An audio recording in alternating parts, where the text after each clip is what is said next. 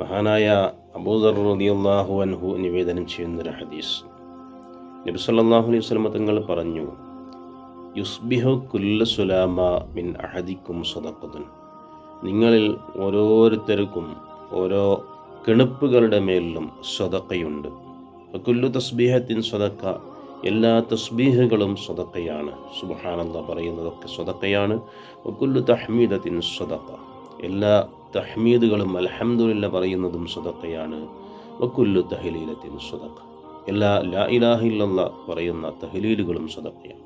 വകുല്ലു തക്ബീറത്തിൻ സ്വതക്ക, എല്ലാ തക്ബീറുകളും സ്വതക്കയാണ്. അല്ലാഹു അക്ബർ എന്ന് പറയുന്നതും സ്വതക്കയാണ്. വഅംറുൻ ബിൽ മഅറൂഫി വനഹിയുൻ അനിൽ മുൻകരി സ്വതക്ക, നല്ലത് കൽപ്പിക്കുകയും ചീത്ത വിരോധിക്കുകയും ചെയ്യുന്നതും സ്വതക്കയാണ്. എന്നാൽ വയുജ്സിഉ മിൻ സാലിക, ഇതിനെല്ലാം മതി റകഅതാനി യർകഉഹുമാ മിനൽ ളുഹ, ളുഹയിൽ നിന്ന് 2 റകഅത്ത് നിസ്കരിച്ചാൽ ഈ എല്ലാ സ്വതക്കകൾക്കും പരിഹാരമാകുന്നതാണ്.